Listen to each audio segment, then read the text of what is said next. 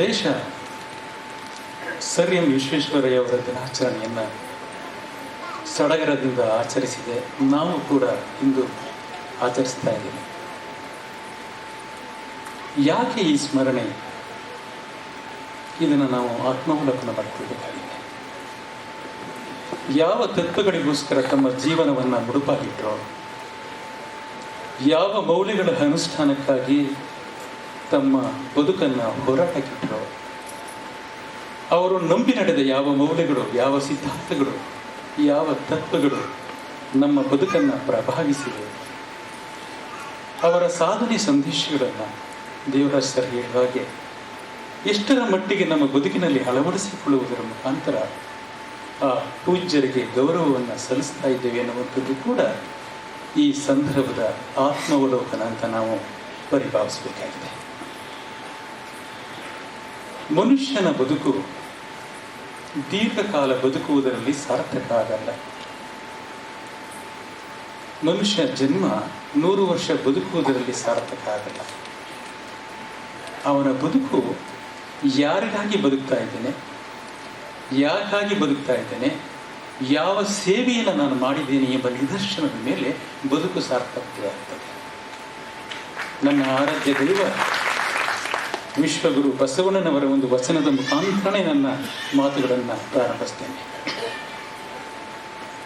ಲೇಸೆನಿಸಿಕೊಂಡು 5 ದಿನ ಬದುಕಿದರೇನು, ಲೇಸೆನಿಸಿಕೊಂಡು 4 ದಿನ ಬದುಕಿದರೇನು, ಲೇಸೆನಿಸಿಕೊಂಡು 3 ದಿನ ಬದುಕಿದರೇನು, ಲೇಸೆನಿಸಿಕೊಂಡು 2 ದಿನ ಬದುಕಿದರೇನು, ಕೂಡಲ ಸಂಗಮ ದೇವರ ಶರಣರ ವಚನದಲ್ಲಿ ಲೇಸೆನಿಸಿಕೊಂಡು 1 ದಿನ ಬದುಕಿದರೇನು. ಕೇವಲ 24 ಗಂಟೆ ಆ ವಚನದಲ್ಲಿ ಲೇಸನಿಸಿಕೊಂಡು ಬದುಕೋದಿಲ್ಲ. ನಡೆನುಡಿಗಳಲ್ಲಿ, ಜೀವಕಾರುಣ್ಯದಲ್ಲಿ, ಮಾನವೀಯ ಅಂತಃಕರಣದಲ್ಲಿ ಬದುಕೋದಿದೆಯಲ್ಲ, ಆ ಬದುಕು 1 ದಿನ ಬದುಕು ಸಾರ್ಥಕ ಆಗ್ತದೆ. ನಾವು ಬದುಕ್ತಾ ಇದ್ದೇವೆ, 2 ಮಾತಿಲ್ಲ. ಆದರೆ ನಮ್ಮ ಬದುಕು ಹೇಗಿದೆ? ನಾವು ಆಸೆಗೆ ದಾಸರಾಗಿ ಬದುಕ್ತಾ ಇದ್ದೇವೆ. ಹಾಗಾದರೆ ಹೇಗೆ ಬದುಕಬೇಕು? ನಮ್ಮ ಬದುಕು ಹೇಗಿರಬೇಕು? ಆಸೆಯನ್ನ ದಾಸರನ್ನಾಗಿ ಮಾಡುವಂಥ ಬದುಕಿದೆಯಲ್ಲ, ಆ ಬದುಕು ಸರ್ ಎಂ ಅವರ ಬದುಕಾಗಿತ್ತು, ಸಂತರ ಬದುಕಾಗಿತ್ತು, ಶರಣರ ಬದುಕಾಗಿತ್ತು. ಅದು ಬದುಕು. ಹುಟ್ಟಿದ್ದೇವೆ, ನಾನು ನಾಳೆ ಏನಾಗ್ತೇವೆ ಗೊತ್ತಿಲ್ಲ. ಬಂದಿರುವುದು ಸತ್ಯ, ಹೋಗುವುದು ಸತ್ಯ. ಆದರೆ ಬಂದು ಹೋಗುವ ನಡುವೆ ನಾವು ಮಾಡುವ ಕಾರ್ಯ ಇದೆಯಲ್ಲ, ಅದು ಪರಮ ಸತ್ಯವಾಗಿರಬೇಕು, ಅದು ಪ್ರಾಮಾಣಿಕವಾಗಿರಬೇಕು, ಅದು ಸಮಾಜಮುಖಿಯಾಗಿರಬೇಕು. ಸಮಾಜ ಗುರುತಿಸುವಂತಾದಾಗ ನಮ್ಮ ಬದುಕು ಬದುಕಾಗ್ತದೆ. ಇಲ್ಲ ಅಂದರೆ ಬದುಕು ಬದುಕಲ್ಲ. ಇಂತಹ ಬದುಕನ್ನು ಮೈಗೂಡಿಸಿಕೊಂಡಂಥವರು ಸರ್ ಎಂ ಅವರು. ಭಾರತಾಂಬೆ ಅನೇಕ ಅನರ್ಘ್ಯ ರತ್ನಗಳನ್ನು ಈ ಜಗತ್ತಿಗೆ ಕೊಟ್ಟದಂಥ ಮಹಾನ್ ಧಾತು. ಅವಳ ಒಡಲು ರತ್ನದ ಕಡಲು, ನಿರಂತರ ದಿವ್ಯ ಚಿಲುಮೆ. ಅಂತಹ ಚಿಲುಮೆಗಳಲ್ಲಿ, ಅಂತಹ ರತ್ನಗಳಲ್ಲಿ ಸರ್ ಎಂ ವಿಶ್ವೇಶ್ವರಯ್ಯ ಅವರು ಒಬ್ಬರು. ಯಾಕೆ ಈ ಮಾತನ್ನು ಹೇಳ್ತಾ ಇದ್ದೇನೆ ಅಂದರೆ, ಕೆಲವರ ವ್ಯಕ್ತಿತ್ವ ನಿರ್ಮಾಣಕ್ಕೆ ಇತಿಹಾಸ ಕಾರಣ ಆದರೆ, ಕೆಲವರು ತಮ್ಮ ವ್ಯಕ್ತಿತ್ವದ ಮುಖಾಂತರ ಒಂದು ಹೊಸ ಇತಿಹಾಸವನ್ನೇ ನಿರ್ಮಾಣ ಮಾಡ್ತಾರೆ. ಅಂಥದ್ರಲ್ಲಿ ಸರ್ ಎಂ ಅವರ ವ್ಯಕ್ತಿತ್ವವೇ ಒಂದು ಇತಿಹಾಸ. ಅದಮ್ಯ ಚೇತನ, ಕಾರ್ಯತತ್ಪರತೆಯ ಮುಖಾಂತರ ಅವರು ಈ ಜಗತ್ತಿನ, ಈ ದೇಶದ ಒಂದು ಸಂಪದ್ಭರಿತ ಒಂದು ಬೆಳವಣಿಗೆಗೆ ಒಂದು ಸುವರ್ಣ ಕಟ್ಟನ್ನು ಕೊಟ್ಟಂಥವರು ಸರ್ ಎಂ ಅವರು. ಕೈಗಾರಿಕಾ, ತಾಂತ್ರಿಕ, ಸಾಹಿತ್ಯಿಕ, ಧಾರ್ಮಿಕವಾದಂಥ ಒಂದು ಕ್ಷಿತಿಜದಲ್ಲಿ ಸರ್ ಎಂ ಅಂದರೆ ಅಚ್ಚಳಿಯದ ಧ್ರುವ ತಾರೆ. ಅವರ ಬಾಲ್ಯ, ಅವರ ಹುಟ್ಟು, ಅವರ ಬೆಳವಣಿಗೆಯನ್ನು ನಾನು ಇಲ್ಲಿ ಪ್ರಸ್ತಾಪಿಸಕ್ಕೆ ಹೋಗಲ್ಲ, ಅದೆಲ್ಲ ನಿಮಗೆ ಗೊತ್ತಿದೆ. ಅವರ ಬದುಕೇ ಒಂದು ಪವಾಡ. ಕಷ್ಟದ ಕೆಸರಿನ ಕುಲುಮೆಯಲ್ಲಿ ಅರಳಿದಂಥ ಒಂದು ಸಾಮರ್ಥ್ಯದ ಕಮಲ ಅಂತಂದರೆ ಸರ್ ಎಂ. ಅವರ ಕಷ್ಟದ ಬದುಕೆ ಅವರ ವ್ಯಕ್ತಿತ್ವದ ವಿಕಾಸಕ್ಕೆ ನೆಲೆಯಾಯಿತು ಅನ್ನುವಂಥದ್ದನ್ನು ಅವರ ಬದುಕಿನಲ್ಲಿ ನಾವು. ಶತ್ರು ಆದಂಥವನು ಇಳಿಯೋದಕ್ಕೆ ಬರ್ತಾನೆ, ಅವನನ್ನು ತಪ್ಪಿಸ್ಕೊಂಡು ಓಡುವಾಗ ಹಾವು ಕಡಿಯೋದಕ್ಕೆ ಬರ್ತದೆ, ಅದನ್ನು ತಪ್ಪಿಸ್ಕೊಂಡು ದಾಟಿ ಓಡುವಾಗ ನೆತ್ತಿಯ ಮೇಲೆ ಬರ ಸಿಡಿಲು ಬಡಿಯುತ್ತದೆ. ಕುತ್ತಂ ಬಿಟ್ಟುಡಿ ಬಗವೆ ಬೆಮ್ಮೆತ್ತುವನ್ ಅವನುಡಿಯೇ ಕೊಲ್ಲುವುದು ಹೇಯದು ಮುಂತಪ್ಪಿತ್ತೇನು ಪಡೆಯುವುದು ಬರಸಿಡಿ. ಅಂತಹ ಕಷ್ಟದ ಸರಮಾಲೆಯನ್ನು ಒದ್ದಂಥವರು ಸರ್ ಎಂ ವಿ. ಇಂತಹ ಪ್ರತಿಕೂಲ ಪರಿಸ್ಥಿತಿಯಲ್ಲಿ ಅವರು ನಂಬಿಕೊಂಡದ್ದು ವಿದ್ಯೆಯನ್ನು, ಜ್ಞಾನವನ್ನು. ಕಷ್ಟದ ದಿನಗಳಲ್ಲಿ ಅವರ ಬದುಕಿಗೆ ಅಸ್ತ್ರವಾದದ್ದು ಜ್ಞಾನ.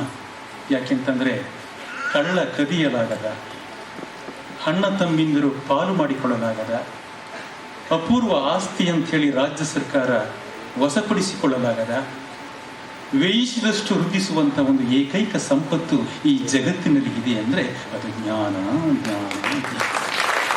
ಈ ಒಂದು ದೃಷ್ಟಿಯಿಂದಲೇ ಅಣ್ಣನವರು ಜ್ಞಾನದ ಬರದಿಂದ ಅಜ್ಞಾನದ ಕೀಳು ನೋಡಯ್ಯ, ಜ್ಯೋತಿಯ ಬರದಿಂದ ತಮ್ಮಂದದ ಕೀಳು ನೋಡಯ್ಯ. ಅವರು ಪದವಿಯನ್ನು ಸೆಂಟ್ರಲ್ ಕಾಲೇಜಿನಲ್ಲಿ ಕಲಿತು ಪೂನಾದ ಇಂಜಿನಿಯರಿಂಗ್ ಕಾಲೇಜಿನಲ್ಲಿ ವಿಜ್ಞಾನ ಕಾಲೇಜಿಂದ ಇತ್ತು. ಅಲ್ಲಿ LCEಯನ್ನು ಪಡಿತಾರೆ, ಲೆಸೆನ್ಸ್ ಸಿವಿಲ್ ಇಂಜಿನಿಯರ್ ಅಂತ ಹೇಳಿ BEಗೆ ಸಮಾನವಾದಂಥ ಒಂದು ಪದವಿಯಲ್ಲಿ ರ್ಯಾಂಕನ್ನು ಪಡೆದು 1884ರಲ್ಲಿ ಬಾಂಬೆ ಸರ್ಕಾರದಲ್ಲಿ ಅಸಿಸ್ಟೆಂಟ್ ಇಂಜಿನಿಯರ್ ಆಗಿ ಪಾದಾರ್ಪಣೆಯನ್ನು ಮಾಡ್ತಾರೆ. ಅವತ್ತಿನ ದಿನದಲ್ಲಿ ಬಹುಶಃ ಇವತ್ತು ನಮಗೆ ಒಬ್ಬ ಅಸಿಸ್ಟೆಂಟ್ ಇಂಜಿನಿಯರಿಗೆ ಒಂದು ನೀಲಿ ನಕಾಶೆಯನ್ನೇ ಕೊಟ್ಟು ಇದನ್ನು ಮಾಡು ಅಂದಾಗ ಸ್ವಲ್ಪ ಅವ್ರ ಮೇಲ್ಗಡೆ ಎಡಬಲಿಗಳಿರ್ತಾರೆ, ಅವರ ಮೇಲ್ಗಡೆ EEಗಳಿರ್ತಾರೆ, ಅವ್ರ ಮೇಲ್ಗಡೆ SCಗಳಿರ್ತಾರೆ. ಆ ಕಾಲಘಟ್ಟದಲ್ಲಿ ಡಿಸ್ಟ್ರಿಕ್ಟ್ ಎಕ್ಸಿಕ್ಯೂಟಿವ್ ಇಂಜಿನಿಯರ್ ಅಂತ ಹೇಳಿದ್ರು. ಸರ್ ಎಂ ವಿ ಅವರು ಅಸಿಸ್ಟೆಂಟ್ ಇಂಜಿನಿಯರ್ ಆದಾಗ ನೀಲಿ ನಕಾಶೆಯನ್ನು ಕೊಟ್ಟು ಆ ಪಂಡರಿ ನದಿಗೆ ಸೈಪನ್ ಮಾಡುವಂಥ ಕಾರ್ಯಕ್ಕೆ ತೊಡಗಿಸ್ಕೊತಾರೆ. The first work assign to sir M V was an assistant engineer in the year 1884. Heavy drilling and rock cutting to pass the water through tunnel. During the course of the execution of the work, he felt that he could not carry the work because of heavy and torrential monsoon. So he wanted to suspend the work temporarily to resume after the monsoon, and he wrote a letter to his district executive engineer regarding about the fact of the situation. The next day morning, Sir M.V. received a telegram from his district executive engineer. It contains, "You should not augur well for one who is just beginning his career to suspend the work entrusted to him. It would amount to be disobedience." That was enough. Sir M.V. to take a challenge and finish the work. He completed the work within the stipulated period of 2 months with the help of illiterate bills, masons and stone cutter. See the charisma of Sir M.V. He has shown the way to turn the dire misfortune into positive blessing. Devaraj ಅವರು ಹೇಳಿದ್ರು, ಋಣಾತ್ಮಕವಾದಂತಹ ವಿಷಯಗಳನ್ನು ನಾವು ಧನಾತ್ಮಕವಾಗಬೇಕಾಗಿದೆ. ಇದು ಯಶಸ್ವಿ ಪುರುಷನ ಲಕ್ಷಣ. ಯಶಸ್ವಿ ಪುರುಷ ಅಂದರೆ ಏನೂ ಅಲ್ಲ. A successful man is one who can lay a firm steps with stones that others throw at him. ಯಶಸ್ವಿ ಪುರುಷ ಅಂದರೆ ತನ್ನೆಡೆಗೆ ಇತರರು ಎಸೆಯುವಂಥ ಒಂದು ಕಲ್ಲುಗಳಿಂದ ಒಂದು ಭದ್ರ ಬುನಾದಿಯನ್ನು ಹಾಕಿ ಮೇಲೆ ಬರೋದಿದೆಯಲ್ಲ, ಇಂತಹ ಬುನಾದಿಯ ಪ್ರತೀಕವಾಗಿ ನಮಗೆ ಸರ್ ಎಂ ವಿ ಅವರು ಕಾಣ್ತಾ ಇದ್ದಾರೆ. ಇವರ ಕಾರ್ಯತತ್ಪರತೆ, ಕಾರ್ಯದಕ್ಷತೆ, ಪ್ರಾಮಾಣಿಕತೆಯನ್ನು ನೋಡಿ ಮಹಾರಾಜರು ದಿವಾನ್ಗಿರಿಯನ್ನು ಕೊಡ್ತಾರೆ 1912ರಲ್ಲಿ. ಅವರು ತಕ್ಷಣ ಒಪ್ಕೊಳ್ಳಲ್ಲ. ತಕ್ಷಣ ತನ್ನ ತಾಯಿಯವರ ಅಪ್ಪಣೆಯನ್ನು ಪಡೆದು ಹೋಗ್ತಾರೆ. ತಮ್ಮ ಕುಟುಂಬದ ಸಂಬಂಧಿಕರಿಗೆ ಹೇಳ್ತಾರೆ, ಅಮ್ಮ, ಮಹಾರಾಜರು ದಿವಾನ್ ಪದವಿನ ಇಂಗಿತವನ್ನು ವ್ಯಕ್ತಪಡಿಸಿದ್ದಾರೆ. ನಾನು ಈ ಪದವಿಯನ್ನು ಒಪ್ಕೊಳ್ಳೋದೇ ಆದರೆ ನನ್ನ ಸಂಬಂಧಿಕರಿಗೆ ಯಾವುದೇ ರೀತಿಯ ನೌಕರಿಗೆ ಸಂಬಂಧಪಟ್ಟಂಥ ಶಿಫಾರಸನ್ನು ತಾವು ಮಾಡಬಾರ್ದು. ಹಾಗಾದರೆ ಮಾತ್ರ ಈ ಪದವಿಯನ್ನು ಒಪ್ಕೊಳ್ತೇನೆ ಎನ್ನುವಂಥ ಒಂದು ದಿಟ್ಟತನ, ಆ ಪ್ರಾಮಾಣಿಕತೆ ನಾವು ಅವರಲ್ಲಿ ನೋಡ್ತೇವೆ. ಶಿಕ್ಷಣಕ್ಕೆ ಒತ್ತು ಕೊಡ್ತಾರೆ ದಿವಾನರಾದ್ಮೇಲೆ. ಯಾಕೆಂತಂದರೆ ಶಿಕ್ಷಣ ಅಂತಕ್ಕಂಥದ್ದು ಯಾವುದೇ ಒಂದು ದೇಶದ ಶೈಕ್ಷಣಿಕ ವ್ಯವಸ್ಥೆ ಅಭಿವೃದ್ಧಿಯಾಗಿದೆ ಅಂದರೆ ಶಿಕ್ಷಣದ ಬೇರುಗಳು ಕೂಡ ಶುದ್ಧವಾಗಿರಬೇಕು ಅನ್ನೋದು ಅವರ ಅಭಿಪ್ರಾಯ. ಪ್ರಾಥಮಿಕ ಶಿಕ್ಷಣದ ಹಂತಕ್ಕೆ ಅವರು ಹೋಗ್ತಾರೆ. ಪ್ರಾಥಮಿಕ ಶಿಕ್ಷಣ ಅಂತಕ್ಕಂಥದ್ದು ಶೈಕ್ಷಣಿಕ ವೃಕ್ಷದ ತಾಯಿ ಬೇರಾಗಿರೋದರಿಂದ ಅದಕ್ಕೆ ಮಹತ್ವವನ್ನು ಕೊಡ್ತಾರೆ. ಯಾಕೆ ಇದನ್ನು ಹೇಳ್ತಾ ಇದ್ದೀನಿ ಅಂದರೆ, ಮಾನವನ ಇತಿಹಾಸದ ನಾಗರಿಕತೆಯ 10 ವ್ಯಕ್ತಿತ್ವದ ಕುರಿತು 10 ಸಂಪುಟಗಳಲ್ಲಿ ಬರೆದಂಥ ವೆಲ್ಲಿ ಗ್ರಾಂಟ್ ಎಜುಕೇಷನ್ ಅಂತ ಒಂದು ಮಾತನ್ನು ಹೇಳ್ತಾನೆ. Education is the transmission of civilisation. ಶಿಕ್ಷಣ ಅಂತಕ್ಕಂಥದ್ದು ನಾಗರಿಕತೆಯ ಅವಿಚ್ಛಿನ್ನ ಪ್ರಭಾವ ಆಗಬೇಕು. ಶಿಕ್ಷಣ ಅಂತಕ್ಕಂಥದ್ದು ಒಂದು ಸಮಾಜವನ್ನು ಜ್ಞಾನದ ಕಡೆಗೆ ಸಾಗಿಸುವಂಥ ಒಂದು ಮಾನವೀಯ ಬೆಳಕು ಅನ್ನುವಂಥದ್ದನ್ನು ವಿಶ್ವೇಶ್ವರಯ್ಯ ಅವರು ಪ್ರತಿಪಾದನೆ ಮಾಡ್ತಾರೆ, ಒಬ್ಬ ಶಿಕ್ಷಣ ತಜ್ಞನಾಗಿ. ಹಾಗೆಯೇ ಮೈಸೂರು ವಿಶ್ವವಿದ್ಯಾಲಯಕ್ಕೆ ಬಂದಿರದೇ ಆದರೆ ಅವರು ಹೇಳ್ತಾರೆ, ಯಾವುದೇ ಒಂದು ದೇಶದ, ಒಂದು ರಾಜ್ಯದ, ಒಂದು ದೇಶದ ತನ್ನ ಸಂಸ್ಕೃತಿ, ತನ್ನ ಪರಂಪರೆಯನ್ನು, ತನ್ನ ನಾಡಿನ ಬೆಳವಣಿಗೆಗಾಗಿ ತನ್ನದೇ ಆದಂಥ ಶಿಕ್ಷಣದ ನೀತಿಯನ್ನು ರೂಪಿಸುವಂಥ ಒಂದು ವಿಶ್ವವಿದ್ಯಾಲಯ ನಮಗೆ ಬೇಕು ಎನ್ನುವಂಥ ಮನವಿಯನ್ನು ಲಾರ್ಡ್ ಹಾರ್ಡಿಂಜ್ ವೈಸ್ರಾಯ್ಗೆ ಮನವಿ ಮಾಡ್ತಾರೆ. ಅವನು ಅಷ್ಟು ಒಪ್ಪಲ್ಲ. ಯಾಕೆ ಈ ಮಾತನ್ನು ಹೇಳ್ತಾ ಇದ್ದೀನಿ ಅಂದರೆ, ಅವರು ಲಾರ್ಡ್ ಮೆಕ್ಯಾಲೆಯ ಮಾತನ್ನು ತಮ್ಮಲ್ಲಿ ನೆನಪಿಟ್ಕೊಂಡಿದ್ದರು. 2 ಶತಮಾನಗಳ ಹಿಂದೆ ಮೆಕಾಲೆ, ಎ ಬ್ರಿಟಿಷ್ ಜನರಲ್, ಇಂಗ್ಲೆಂಡಿನಲ್ಲಿ ಆತ ಒಂದು ಮಾತನ್ನು ಹೇಳ್ತಾನೆ. ಆ ಮಾತುಗಳು ಸರ್ ಎಂ ಇವರಿಗೆ ಪ್ರಭಾವ ಬೀರಿ ಮೈಸೂರು ವಿಶ್ವವಿದ್ಯಾಲಯ ಪ್ರಾರಂಭಕ್ಕೆ ಅದು ನೆಲೆಗಟ್ಟಾಯಿತು ಅನ್ನೋದನ್ನು ನಾವು ಅರ್ಥ ಮಾಡ್ಕೋಬೇಕಾಗಿದೆ. ಯಾಕೆಂತಂದರೆ ವಿಶ್ವೇಶ್ವರಯ್ಯನವರನ್ನು, ಸಂತರನ್ನು ನಾವು ಅರ್ಥ ಮಾಡ್ಕೋಬೇಕು ಅಂದರೆ we should have A historical sense. ನಮಗೆ ಐತಿಹಾಸಿಕವಾದಂಥ ಸೂಕ್ಷ್ಮತೆ ನಮಗೆ ಗೊತ್ತಿರಬೇಕಾಗತ್ತೆ. ಏನು ಆ ಮೆಕಾಲೆ ಮಾತುಗಳು? ಆತ ಹೇಳ್ತಾನೆ, ಮೆಕಾಲೆ, ಮೊದಲು ಇಂಗ್ಲೀಷಲ್ಲಿ ಹೇಳಿ ಆಮೇಲೆ ಕನ್ನಡಕ್ಕೆ ಬರ್ತೇನೆ. I have travelled across the length and breadth of India. I have not seen one person who is a beggar, one person who is a thief. Such wealth I have seen in this country, such high moral values and peoples of such high caliber. I do not think that we would ever conquer this country unless we break the backbone of this nation, which is our spiritual and cultural heritage. Therefore, I propose that we replace our ancient traditional education system. For if Indians think that English and foreign is good and better than their own, they lose their self-esteem and native culture. They will become what we want them, a truly dominated nation.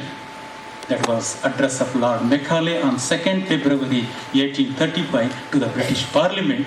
That was the India of 1835. 1885ರಲ್ಲಿ ಭಾರತದ ಸ್ಥಿತಿ ಅದಾಗಿತ್ತು. ಅವ್ರಿಗೆ ಗೊತ್ತಿತ್ತು ಈ ದೇಶವನ್ನು ಪಾಶ್ಚಿಮಾತ್ಯ ಶಿಕ್ಷಣಕ್ಕೆ ಒಳಗಾಗ್ತಾ ಇದ್ದಾರೆ ಅಂಥೇಳಿ ಅವರು ಮಾಹಿತಿಯನ್ನು ಕೊಡ್ತಾರೆ. ಲಾರ್ಡಿಂಜ್ ಕೆನಡಾ ಮತ್ತು ಆಸ್ಟ್ರೇಲಿಯಾ 10 ಲಕ್ಷಕ್ಕಿಂತ ಪ್ರಜಾಸಂಖ್ಯೆ ಇದೆ. 10 ಲಕ್ಷಕ್ಕಿಂತ ಇರದಂತಹ ದೇಶಗಳಲ್ಲಿ ವಿಶ್ವವಿದ್ಯಾಲಯ ತನ್ನದೇ ಆದಂಥ ಅಸ್ತಿತ್ವವನ್ನು ಹೊಂದಿದೆ. ಮೈಸೂರು ಸಂಸ್ಥಾನ 60 ಲಕ್ಷಕ್ಕೂ ಪ್ರಜಾಸಂಖ್ಯೆಯನ್ನು ಹೊಂದಿರೋದಾಗೆ ಯಾಕೆ ಇಲ್ಲಿ ವಿಶ್ವವಿದ್ಯಾಲಯ ಬೇಕಿಲ್ಲ ಎನ್ನುವುದನ್ನು ನೀವು ವಿವರಣೆ ಕೊಡಬೇಕು ಅಂದಾಗ ಹಾರ್ಡಿಂಜ್ ತಲೆಬಾಗಿ ವಿಶ್ವವಿದ್ಯಾಲಯಕ್ಕೆ ಆದೇಶವನ್ನು ಮಾಡ್ತಾನೆ. ಸರ್ ಎಂ ಇವರ ವಿಶ್ವ ಪ್ರಯತ್ನದ ಫಲವಾಗಿ ಮೈಸೂರು ವಿಶ್ವವಿದ್ಯಾಲಯ ಜನ್ಮ ತಾಳ್ತು ಅನ್ನುವಂಥದ್ದನ್ನು ಈ ಸಂದರ್ಭದಲ್ಲಿ ನಾನು ಹೇಳಕ್ಕೆ ಇಷ್ಟಪಡ್ತೇನೆ. ಕೇವಲ ಇಂಜಿನಿಯರಷ್ಟೇ ಈ ದಿನಾಚರಣೆಯನ್ನು ಆಚರಿಸೋದಲ್ಲ, ಈ ವಿಶ್ವವಿದ್ಯಾಲಯದ ಅಧೀನಕ್ಕೆ ಒಳಪಟ್ಟಂಥ ಎಲ್ಲ ಇಲಾಖೆಗಳು ಕೂಡ ಅವರನ್ನು ಸ್ಮರಿಸೋದರಲ್ಲಿ ಅರ್ಥ ಇದೆ. ಏಕೆಂದರೆ ಪ್ರಾರಂಭಿಕವಾದಂಥ ಒಂದು ತಾಯಿ ನುಡಿ ಸರ್ ಎಂ ಇವರದಾಗಿತ್ತು ಅನ್ನುವಂಥದ್ದನ್ನು ಈ ಸಂದರ್ಭದಲ್ಲಿ ನಾವು ಆತ್ಮಾವಲೋಕನ ಮಾಡಿಕೊಳ್ಬೇಕಾಗಿದೆ. ಅವರು ತುಂಬ ವಿನಯವಂತರು ಕೂಡ. ಅವರು ಮುಖ್ಯ ಇಂಜಿನಿಯರ್ ಆದಂಥ ಸಂದರ್ಭದಲ್ಲಿ ಬೆಂಗಳೂರಿನ ಜನಭರಿತ ಚಿಕ್ಕಪೇಟೆಯಲ್ಲಿ ಹೋಗುವಾಗ 2 ಸಾರು, ಕುದುರೆಯನ್ನು ಕಟ್ಟಿದ ಸಾರು ಒಂದು ನಿಂತ್ಕೋತದೆ. ಎಲ್ಲಿ ನಿಲ್ತದೆ ಅಂತಂದರೆ ಅವರಿಗೆ ಪ್ರಾಥಮಿಕ ಹಂತದ ಶಿಕ್ಷಣವನ್ನು ಕಲಿಸಿದಂಥ ಕೃಷ್ಣಗಿರಿ ರಾಘವೇಂದ್ರ ರಾಯರು ಮುಖ್ಯೋಪಾಧ್ಯಾಯರ ಬಳಿಯಲ್ಲಿ. ಅವ್ರಿಗೆ ಆಶ್ಚರ್ಯ ಆಗ್ತದೆ. ತೆಳ್ಳನೆಯ ಮೈಕಟ್ಟು, ಮೈಸೂರು ಪೇಟ, ತೀಕ್ಷ್ಣವಾದಂಥ ಕಣ್ಣುಗಳು. ಅವರಿಗೆ ಕಾಲಿಗೆ ಶರಣ ಮಾಡಿದಾಗ, ಸ್ವಾಮಿ ತಾವು ಯಾರು ಅಂದಾಗ, ಸರ್ ನಿಮ್ಮ ವಿದ್ಯಾರ್ಥಿ ಚಿಕ್ಕಬಳ್ಳಾಪುರದಲ್ಲಿ ಓದುವಾಗ ಪಾಠ ಹೇಳ್ಕೊಟ್ಟಂಥ ಮೇಷ್ಟ್ರು ತಾವಲ್ವ, ನಾನು ನಿಮ್ಮ ವಿಶ್ವೇಶ್ವರ ಎನ್ನುವಂಥ ಮಾತನ್ನು ಹೇಳಿದಾಗ ನಮಗೆ ನೆನಪಾಗುವುದು ವಿಶ್ವಗುರು ಬಸವಣ್ಣ. ಬಾಗಿದ ತಲೆಯ ಮುಗಿದ ಕೈಯಾಗಿರಿಸು ಕೂಡಲ ಸಂಗಮ ದೇವ. ಈ ಭಾವ ನಮ್ಮದಲ್ಲಾಗಬೇಕಾಗಿದೆ.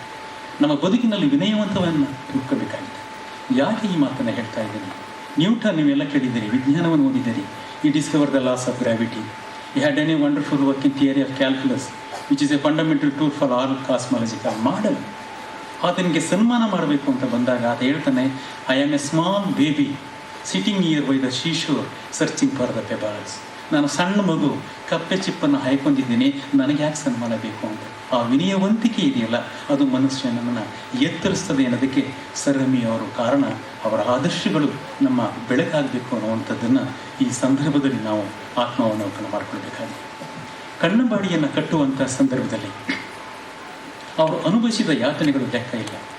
ಬಹುಶಃ ಕನ್ನಂಬಾಡಿ ಅಣೆಕಟ್ಟನ್ನು ಕಟ್ಟುವಾಗ ಇದಕ್ಕೆ ಉಪದ್ರವ ಕೊಟ್ಟಂಥವರು ತಮಿಳರು.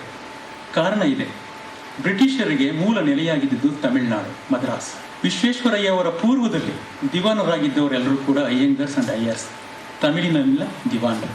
ಆದರೆ ಸರ್ ಎಂ ಅವರು ದಿವಾನರಾಗಿದ್ದಾಗ ಹೇಗೆ ಅವರು ಕನ್ನಂಬಾಡಿಯನ್ನು ಕಟ್ಟೋದಕ್ಕೆ ಅವಕಾಶ ಕೊಡಲ್ಲ? ಕನ್ನಂಬಾಡಿ ಆ ಕಾಲಘಟ್ಟದಲ್ಲಿ ಗಡುವಿಗೆ ಮೀರಿ, ಗಡುವಿನ ಒಳಗಾಗಿ ಮುಗಿಸಿದಂಥ ಕರ್ನಾಟಕದ ಭಾರತದ ಏಕೈಕ ಜಲಾಶಯ ಅಂತಂದರೆ ಕನ್ನಂಬಾಡಿ ಅಣೆಕಟ್ಟು. 4 ವರ್ಷದಲ್ಲಿ ಅವರು ಅದನ್ನು ಸಂಪೂರ್ಣವಾಗಿ ಮುಗಿಸ್ತಾರೆ. ಆ ಕಾಲಘಟ್ಟದಲ್ಲಿ ಅತ್ಯಂತ ದೊಡ್ಡ ಜಲಾಶಯವೂ ಕೂಡ. ಇವರು ಯೋಚನೆ ಮಾಡ್ತಾರೆ, ಇಲ್ಲ ನಾನು ಕಟ್ಟಬೇಕಾಗಿದೆ ಅಂತ ಹೇಳಿ.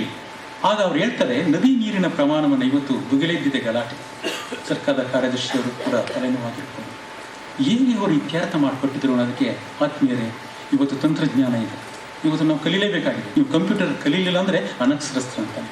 ಇವತ್ತು ಒಂದು ಬಟನ್ ಒದದ ತಕ್ಷಣವೇ ದೇಶದ ಮಾಹಿತಿಗಳೆಲ್ಲವೂ ಕೂಡ ನಮಗೆ ಲಭ್ಯವಾಗ್ತದೆ. ಆವಾಗ ಮಾಹಿತಿ ಇಲ್ಲದಂಥ ಕಾಲದಲ್ಲಿ, ಬಹುಶಃ ಗೊತ್ತಿಲ್ಲ ನಿಮಗೆ ಅಥವಾ ಗೊತ್ತಿರ್ಬೋದು, ಡ್ಯಾನ್ಯೂಬ್ ನದಿಯ ಉದಾಹರಣೆಯನ್ನು ಅವರು ಕೊಡ್ತಾರೆ. Which is a river in the central Europe. It is originates in the town of that is ನ್ಯಾಸೋಚಿಂಜಿನ್, which is in the green forest of Germany. ನ್ಯಾಸೋಚಿಂಜಿನ್ ಅನ್ನುವಂತಹ ಒಂದು ಪಟ್ಟಣದಲ್ಲಿ ಉಗಮವಾದಂತಹ ನದಿ ಸುಮಾರು 10 ರಾಷ್ಟ್ರಗಳನ್ನು ಸುತ್ತಾಗ್ತದೆ. It passes to 10 countries: Germany, Austria, Bulgaria, Slovakia, Siberia, ಮಾಲ್ಡೋವ್ಸ್, ರೊಮೇನಿಯಾ, ಟರ್ಕಿ. ಇಷ್ಟು ದೇಶಗಳಲ್ಲಿ ಹರಿದು ಹೋಗುವಂಥ ನದಿ ನೀರನ್ನು ಆ ಜನ ಹೇಗೆ ಉತ್ಪಾದಿಸ್ತಾ ಇದ್ದಾರೆ, ಉಪಯೋಗಿಸ್ಕೊಳ್ತಾ ಇದ್ದಾರೆ ಎನ್ನುವಂಥದ್ದನ್ನು ಸರ್ ಎಂ ವಿ ಬ್ರಿಟಿಷ್ ಅಧಿಕಾರಿಗಳಿಗೆ ತಮಿಳುನಾಡಿನಲ್ಲಿ ಮನವರಿಕೆ ಮಾಡಿಕೊಟ್ಟಾಗ ಅವರು ಏನು ಬರು ಮಾತನಾಡದರೆ KRS ಕಟ್ಟುವುದಕ್ಕೆ ಅನುಮತಿಯನ್ನು ಕೊಟ್ಟದ್ದು ಸರ್ ಎಂ ವಿ ಅವರ ಮೇಧಾಶಕ್ತಿ ನೀಡಿದಂಥ ಒಂದು ಕನ್ನಡಿಯಲ್ಲ. ಆ ಒಂದು ದೃಷ್ಟಿಯಿಂದಲೇ ಚನ್ನವೀರ ಕಣಿವೆಯವರಿಗೊಂದು ಮಾತನ್ನು ಹೇಳ್ತಾರೆ ಸರ್ ಎಂ ವಿ ಕುರಿತು: ಶುಭ್ರ ಜರಿಪೇಟ, ಮೇಧಾ ಕಿರೀಟ, ಶಾಂತರಸ, ತೋರಣಕ್ಕೆ ಹೋರಣ ಕಟ್ಟಿ ದುಡಿತುಡಿಗೆ ನಡಿಗೆ, 100 ಸಂವತ್ಸರದ ಕೊಡುಗೆ ಕನ್ನಡದ ನುಡಿಗೆ ಎನ್ನುವಂಥದ್ದು. ಪೀಠ ಅಂತಂದರೆ ಜ್ಞಾನದ ಸಂಕೇತವಾಗಿ ಅವರು ಹೇಳ್ತಾರೆ. ಅವರ ಮೇಧಾಶಕ್ತಿಗೆ ಹಿಡಿದಂಥ ಇದು ಅಂದರೆ ಅವರು ಡ್ಯಾನ್ಯೂಬ್ ನದಿಯ ಉದಾಹರಣೆ ಕೊಟ್ಟಂಥದ್ದು. ಇವತ್ತು ಕೂಡ ನಮ್ಮ ಇಂಜಿನಿಯರ್ಸ್ಗಳಿಗೆ ಡ್ಯಾನ್ಯೂಬ್ ನದಿ ಎಷ್ಟು ರಾಷ್ಟ್ರಗಳಲ್ಲಿ ಹರಿತದೆ ಎನ್ನುವಂಥ ಮಾಹಿತಿ ಕೂಡ ಕೊಟ್ಟಿಲ್ಲ. ಅವರು ಪ್ರತಿಯೊಂದು ರಾಷ್ಟ್ರದ, ಟರ್ಕಿ ಏರಿಯಾ ಬೇಸಿನಲ್ಲಿ ಎಷ್ಟು ಬಳಸ್ಕೊತಾ ಇದ್ದಾರೆ ನೀರು, 5.5% of the basin capacity. Turkey ಇಷ್ಟು, ಜರ್ಮನಿ ಇಷ್ಟು, ಸ್ಲೋವೇಕಿಯಾ ಇಷ್ಟು, ಆಸ್ಟ್ರಿಯಾ ಇಷ್ಟು, ಬಲ್ಗೇರಿಯಾ ಇಷ್ಟು ಅಂತ ಮನವರಿಕೆ ಮಾಡಿಕೊಂಡಾಗ ಅವರು ಮಾತಾಡಕ್ಕೆ ಹೋಗಲ್ಲ. ಅವರು ಈ ಆದೇಶವನ್ನು ಕೊಡ್ತಾರೆ. ಸರ್ ಎಂ ಇವರ ಮೇಧಾಶಕ್ತಿಗೆ, ಅವರ ಜ್ಞಾನದ ಒಂದು ಪ್ರತಿಭೆಗೆ ಹಿಡಿದಂಥ ಒಂದು ಕನ್ನಡಿ ಅಂತ ನಾವು ಅಭಿಮಾನದಿಂದ ನಾವು ಚಪ್ಪಾಳೆಯನ್ನು ತಟ್ಟಬಹುದು. ಇವತ್ತು ಎಲ್ಲೇ ಇರಲಿ ತಮ್ಮ ಗುಣವನ್ನು ಬಿಡ್ತಿರಲಿಲ್ಲ. ಯಾರೇ ಆಗಲಿ ಆ ಕಾಲಕ್ಕೆ ತಕ್ಕಂತೆ ಅವರು ಬದ್ಧರಾಗಿದ್ದಂಥದ್ದು. ಅವ್ರಿಗೆ ಹೇಳ್ತಾರೆ ಹಾರ್ಡಿಂಗ್ಸ್, ನೀವು ಎಲ್ಲೇ ಹೋಗಲಿ ನಿಮ್ಮ ತನದಂಗೆ ಕಾಣ್ತಿರಲ್ಲ ಅಂದಾಗ, ಹೌದು ನಾ ಎಲ್ಲೇ ಹೋದ್ರು ನಾನು ನಾನೇ ಅಂತ ಹೇಳ್ತಿದ್ರು. ಒಂದು ವಚನದಲ್ಲಿ ಬರ್ತದೆ, ಸಾಮರ್ಥ್ಯವಿದ್ದಡೆ ಮಾರ್ಜಲದಂತಿರಬೇಕು. ಮಾರ್ಜಲ ಅಂದರೆ ಒಂದು ಬೆಕ್ಕು. ಬೆಕ್ಕಿನ ಸಾಮರ್ಥ್ಯ ಏನು? ನೀವು ಯಾವುದೇ ಸ್ತರದಲ್ಲಿ ಎನಿ ಡೈರೆಕ್ಷನ್ ಎಸಿರಿ, ಅದು ತನ್ನ ದೇಹಕ್ಕೆ ಗಾಯವನ್ನು ಮಾಡಿಕೊಳ್ಳದೇನೆ 4 ಪಾದ ಊರೇನೇ ಕೂತ್ಕೋತದೆ. ಇಷ್ಟೇ ಎತ್ತರದಿಂದ ಬರಲಿ, ಅದು ಸೈನ್ಸ್. ಅದು it is a science. Cats having a sensory system that reports changes in the body orientation to the central nerve system. When they falling from the greater height in any direction, in any manner, in any angle, it immediately senses that upside and down and react instantly by twisting his agile body to the proper position for landing on its feet. Basically, cats having a low body weight, which will give them a lower terminal velocity. When they are falling from the greater height, they reach a point where air resistance balances their oscillation due to gravity. It extends all 4 legs sideways, which exposes a greater area to the cushion of air below, which will give them a better control over their fall. The cats always standing on their feet. ಇದು ವಿಜ್ಞಾನ. ಎಂತಹ ಮೌಲಿಕ ಉದಾಹರಣೆಯನ್ನು ಕೊಡ್ತಾರೆ ಅವರು. ಎಲ್ಲೇ ಎದುರು ತನ್ನತನವನ್ನು ಕಾಪಾಡಿಕೊಳ್ಳುವಂಥ ಒಂದು ದಿಟ್ಟತನ sir M ಅವರಿಗೆ ಇತ್ತು. ಅವರು ಎಲ್ಲೇ ಹೋಗಲಿ ನಡೆನುಡಿಗಳಿಗೆ ಸಿದ್ಧಾಂತಕ್ಕೆ ಬದ್ಧರಾದಂಥವರು. ಇವತ್ತು ಮನುಷ್ಯ ಅನೇಕ ತನ್ನ ಒತ್ತಡಗಳಿಗೆ ಬಲಿಯಾಗಿದ್ದಾನೆ. ಈ ಒತ್ತಡಗಳಿಂದ ಬಿಡುಗಡೆಯಾಗಲು ನಮ್ಮ ಮನಸ್ಸು ಅತ್ತಿತ್ತ ಹರಿದಾಡ್ತಾ ನೆಮ್ಮದಿಯನ್ನೇ ನಾವು ಕಳ್ಕೊಂಡಿದ್ದೇವೆ. ಹಾಗಾಗಿ ಈ ಒತ್ತಡದ ನಿವಾರಣೆಗಾಗಿ, ಈ ಮಾನಸಿಕ ಸಮೃದ್ಧಿಗಾಗಿ ನಮಗೆ ಬೇಕಾಗಿರೋದು ಮಾತು ಮತ್ತು ಕೃತಿ ಒಂದೇ ಆಗಿರುವಂಥದ್ದು, ನಡೆನುಡಿಗಳು ಒಂದೇ ಆಗಿರುವಂಥದ್ದು. ಬಹುಶಃ ನಮ್ಮ ಈ ಒಂದು ಜಂಜಾಡಿ ಇವತ್ತೆಷ್ಟು ಹಣ, ಅಬ್ಬರ, ಜಾತಿ, ರಾಜಕೀಯ, ಅಧಿಕಾರ ಒಂದು ಹುಚ್ಚಿದ್ದು ಕುಣಿಯುತ್ತಿರುವಂಥ ಸಂದರ್ಭದಲ್ಲಿ ಇಡೀ ಮನುಷ್ಯ ಸಂಬಂಧವೇ ನುಚ್ಚು ನೂರಾಗ್ತಾ ಇದೆ.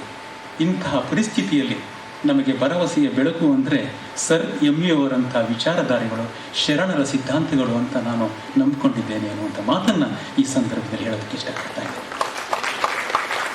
ಬಸವಣ್ಣನವರ ಒಂದು ವಚನವನ್ನೇ ನೋಡೋಣ. ನಡೆಯೊಳಗೆ ನುಡಿ ಪೂರೈಸಿವೆ, ಭಕ್ತಿ ಸುಭಾಷೆಯ ನುಡಿಯೇ ನುಡಿವೆ, ಭಕ್ತಿ ಸುಭಾಷೆಯ ನುಡಿಯೇ ನುಡಿವೆ, ನುಡಿದಂತೆ ನಡೆವೆ, ನಡೆಯೊಳಗೆ ನುಡಿಯ ಪೂರೈಸುವೆ, ಮೇಲೆ ತೂಗುವ ತ್ರಾಸು ಕಟ್ಟಲೆ ನಿಮ್ಮ ಕೈಯಲ್ಲಿ, ಒಂದು ಜವೆ ಕೊರತೆಯಾದಡೆ ಎನ್ನ ನದ್ದಿ ನೀನೆದ್ದು ಹೋಗ ಕೂಡಲ ಸಂಗಮ ದೇವ. ಎಂತ ಮಾತು! ಭಕ್ತಿ ಸುಭಾಷೆಯ ನಡೆಯೇ ನುಡಿವೆ, ನುಡಿಯೇ ನುಡಿವೆ. ಬಸವಣ್ಣವ್ರು ಹೇಳ್ತಾರೆ, ನುಡಿದಂತೆ ನಡೆಯೋದು ದೊಡ್ಡದಲ್ಲ, ಏನನ್ನ ನಾವು ನುಡಿಬೇಕು. ಭಕ್ತಿಗೆ, ಪ್ರಗತಿಗೆ ಮಂಗಳಕರವಾದಂತಹ ನುಡಿಯನ್ನು ನಾನು ನುಡಿತೇನೆ, ಆ ನುಡಿಯಲ್ಲಿ ನಡೆಯನ್ನು ಪೂರೈಸ್ತೇನೆ. ಮೇಲೆ ತೂಗುವ ತ್ರಾಸು ಕಟ್ಟಲೆ ನಿಮ್ಮ ಕೈಯಲ್ಲಿ, ಮಾತು ಕೃತಿಯನ್ನು, ನಡೆ ನುಡಿಗಳನ್ನು ತೂಗುವಂಥವನು ನೀನು. ಆತ್ಮಶಕ್ತಿ, ಆತ್ಮಪ್ರಜ್ಞೆ, ಅದು ಕೂಡಲ ಸಂಗಮ. ಒಂದು ಜವೆ ಕೊರತೆಯಾದರೆ, ಒಂದು ಗೋಧಿಯ ಕಾಳಿನಷ್ಟು ಅಂತರ ಕಂಡು ಬಂದರೆ ಎನ್ನ ನದ್ದಿ ನೀ ಎದ್ದು ಹೋಗ ಕೂಡಲ ಸಂಗಮ ದೇವ. ಎಂತಹ ಮೌಲ್ಯ ಇದು! ಎಂಥ ಪರಂಪರೆಯಲ್ಲಿ ನಾವು ಬಂದಂಥವರು. ಇಂಥ ಪರಂಪರೆಯ ಪ್ರತೀಕವಾಗಿ ಸರ್ ಎಂ.ವಿ. ಅವರು ಇದ್ರು ಅನ್ನುವಂಥದ್ದು ಈ ಸಂದರ್ಭದಲ್ಲಿ ಬಹಳ ಪ್ರಸ್ತುತ ಅಂತ ನಾವು ಮಾಡ್ತೇವೆ. ಅವರು, ಯಾಕೆಂದರೆ ವೇಳೆ ಸಾಕಷ್ಟಾಗಿದೆ, ಒಂದು ಘಟನೆಯನ್ನು ಹೇಳಿ ನಾನು ಮುಕ್ತಾಯಗೊಳಿಸ್ತೇನೆ. ಲಾರ್ಡ್ ಹಾರ್ಡಿಂಜ್ ಅನೇಕ ಬ್ರಿಟಿಷ್ ಮಿತ್ರರು ಅವರು ದಿವಾನರಾಗಿದ್ದಾಗ ತಮ್ಮ ರಾಜೀನಾಮೆಯನ್ನು ಮಹಾರಾಜರಿಗೆ ಕೊಡುವಂಥ ಸಂದರ್ಭದಲ್ಲಿ ಸರ್ಕಾರದ ಕಾರಿನಲ್ಲಿ ಬರ್ತಾರೆ. ಹೋಗುವಾಗ ತಮ್ಮ ಸೋದರಳಿಯನ ಕಾರಿನಲ್ಲಿ ಹೋಗ್ತಾರೆ. ಇವತ್ತು ಕೂಡ ಅವರು ಸ್ವಂತ ಮನೆಯನ್ನು ಕೂಡ ಕಟ್ಟಿಕೊಂಡಿಲ್ಲ. ಈ ಕುರಿತು ಅನೇಕ ಬ್ರಿಟಿಷ್ ಮಿತ್ರರು ಕೇಳ್ತಾರೆ, ಸರ್ ಎಂ.ವಿ. ಅವರೇ, ನಿಮಗೆ ಒಂದು ಮನೆ ಬೇಕಿಲ್ವಾ, ಕಾರ್ ಬೇಕಿಲ್ವಾ, ಸೌಕರ್ಯಗಳ ಅಗತ್ಯತೆ ನಿಮಗೆ ಇಲ್ಲ ಅಂದಾಗ ಒಂದು ಮಾತನ್ನು ಹೇಳ್ತಾರೆ. ಅದ್ಭುತವಾದಂಥ ತತ್ವ ಇದು. If you keep buying what you don't need, you feel you should buy what you can't. If you keep buying what you don't need, you feel you should buy what you can't. ಅನಗತ್ಯವಾದದನ್ನು ನಾನು ಸೇಕರಿಸ್ತಾ ಬಂದರೆ ಅಗತ್ಯ ಅಂತಕ್ಕಂಥದ್ದನ್ನು ನಾನು ಕೊಂಡುಕೊಳ್ಳೋಕ್ಕಾಗಲ್ಲ ಎನ್ನುವಂಥರ ಮುಖಾಂತರ ಬಸವಣ್ಣನವರ ಅಸಂಗ್ರಹ ತತ್ವಕ್ಕೆ ಬದ್ಧರಾದವರು ಅಂದರೆ sir MV. ಅವರು. Sir MV. ನಮಗೆ ಎಚ್ಚರದ ಪ್ರತೀಕ. ಎಚ್ಚರಿಸುವಂಥವರು ಈ ಜಗತ್ತಿಗೆ ಬೇಕಾಗಿದೆ. Sir MV. ಅವರ ಆದರ್ಶ, ಅವರ ಕಾರ್ಯದಕ್ಷತೆ, ಕಾರ್ಯತತ್ಪರತೆ, ಅವರ ಅನುಭವಿಸಿದಂತಹ ಒಂದು ಆ ಸಂಕಲ್ಪಗಳು, ಆ ಯೋಜನೆಗಳು ಕೇವಲ ಜಯಂತಿಗೆ, ಆಚರಣೆಗೆ ಸೀಮಿತ ಆಗದೇ ಅವರ ನುಡಿಯನ್ನು, ಅವರ ಆದರ್ಶವನ್ನು ಕಿಂಚಿತ್ ನಮ್ಮ ಒಂದು ಬಿಂದಿನಷ್ಟು ಅನುಕರಣೆಯ ದಿಕ್ಕಿಗೆ ಸಾಗದೇ ಆದರೆ ಈ ಕಾರ್ಯಕ್ರಮ ಸಾರ್ಥಕವಾಯಿತು ಎಂಬ ಆಶಯವನ್ನು ಹೇಳಿ ನನ್ನ ಗ್ರಹಿಕೆಯ ನೆಲೆಗಟ್ಟಿನಲ್ಲಿ ಈ ಚಿಂತನೆಗೆ ಅವಕಾಶ ಕಲ್ಪಿಸಿಕೊಟ್ಟಂಥ ಎಲ್ಲ ಇಂಜಿನಿಯರ್ ಬಾಂಧವರಿಗೂ ವಂದಿಸ್ತಾ ನನ್ನ ಮಾತುಗಳನ್ನು ಪರಿಸಮಾಪ್ತಿಗೊಳಿಸ್ತಾ ಇದ್ದೀನಿ. ನಮಸ್ಕಾರ.